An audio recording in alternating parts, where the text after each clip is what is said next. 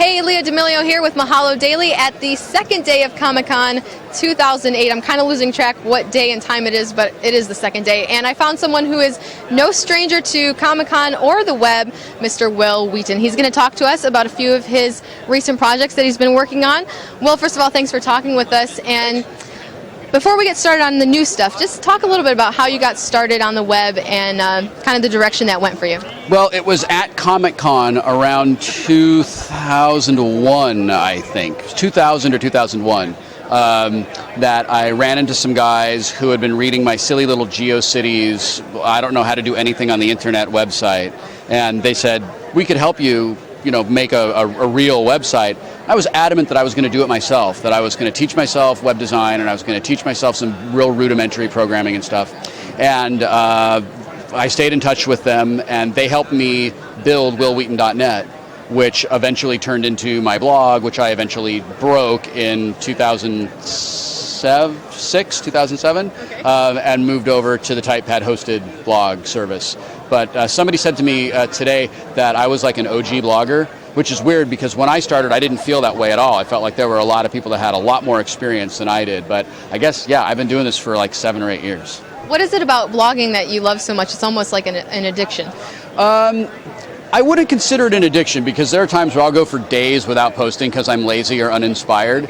But I've always thought of blogging and the web as a publishing platform that's just like publishing in print or publishing on radio or even publishing on video. It's just a different set of tools and a different distribution mechanism. What's always really excited me about the web and excited me about blogs in particular is it's a very egalitarian medium, and it's a real long tail medium that lends itself really well to like kind of niche programming. It's such a huge internet that whatever your thing is, you can find somebody that's talking about that thing. And I got real lucky, and I was talking about a thing that other people wanted to talk about also, and it's sort of grown and grown and grown over the years, and I'm talking to about 1 million people a month now, I guess. Wow, a man of influence. Well, I don't know about that, but And I've certainly entertained people a little bit, I guess. And speaking of publishing, you have a new book that's out right now. Tell us a little bit about that. Well, after I've been writing my blog for about a year, I kept getting emails and comments from people. I was sort of telling stories about growing up and stories about raising my kids, and I want to be David Sedaris when I grow up, and I want to be on This American Life, and that's the stuff that I want to do. So I was doing my best David Sedaris impression, and I was sort of like doing my Sandra Loh impression, and I was like pretending to be like those guys when I was writing. I was getting a lot of encouragement from random internet people to take that stuff and turn it into a book. So I thought, if this many people are telling me that I should do this, maybe I should go ahead and give it a try. When I took those steps to start doing that, I didn't want to go through the same experience as a writer that I go through regularly as an actor, where I go to a bunch of people and say, please give me a chance. I knew that there was an audience, and I really believed in the stuff that I was writing.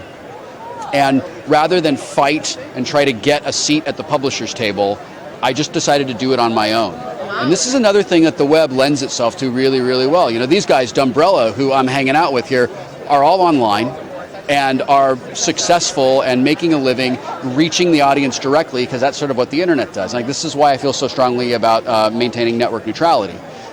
We all have sort of an equal voice, and that's sort of like this great democratizing influence of the web. So I started my own publishing company. I've published 3 books now. My 3rd book just came out. It's called The Happiest Days of Our Lives. And it's a collection of narrative nonfiction essays about growing up in the 70s and coming of age in the 80s, and really being influenced by bulletin board systems and tabletop role-playing games like D&D and Star Wars figures and science fiction movies, and how those things turned me into the geek that I am today.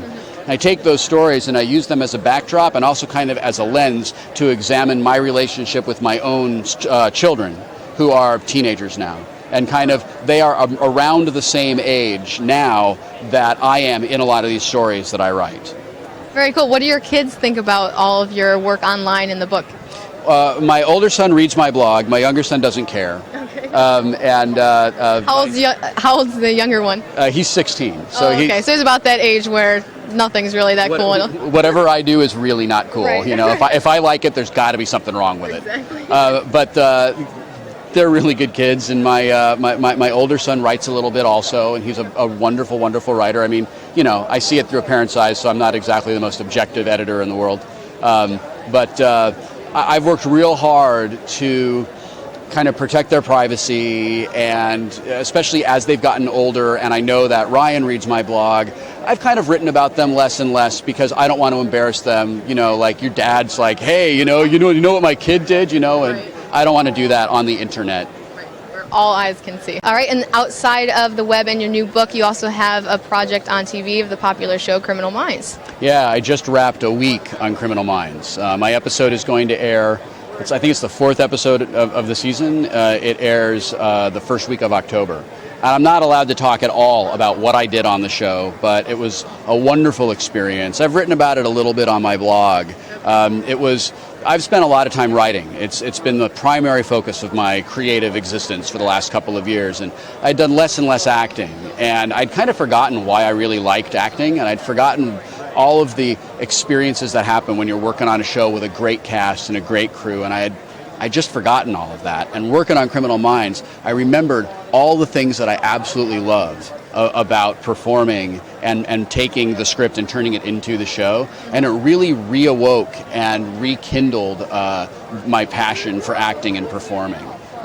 It was just a really great experience. When the show airs, I write for TV Squad, and when the show airs, I have a production diary that I kept while I was on the show, and I'm going to get to release it after the episode airs so I can talk about how these scenes came about and what we did when we were shooting them, and I wrote it all while I was working on the show. Okay. So it's weird. It's sort of like going into this like Eigen state for for a couple of months. Yeah. But I'm real excited for people to read it and see the show. That's awesome. So we get to look forward to that in October, you said? Yeah, October on CBS. Okay, and finally, if you were going to give advice to somebody who wants to start an online writing career, or just, even put up a blog, something simple as that, what advice would you give them?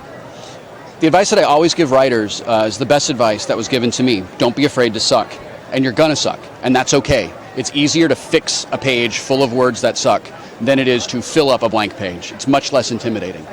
And I operate like that. I'm on the first draft of a story right now, and it's terrible. But it's okay, because I know that when I get around to fixing it, it's going to eventually get where I want it to be. And for people who are looking to really break out online and use online as their publishing mechanism, resist the urge to get internet famous. Resist the urge to just grab the 15 minutes right away and go for that instant gratification, because people can smell that really quickly. And you don't want to be a meme, and you don't want to be something that people sort of are like talking about like derisively. Just sort of be authentic, find something that you like to do, and be extraordinary when you do it. I stole that from Seth Godin. It still sounds good. All right, Thanks. Thank you so much for your time. Yeah. It was great meeting you. Thanks. And we'll be back with more from Comic-Con 2008. For Mahalo Daily, I'm Leah D'Amelio.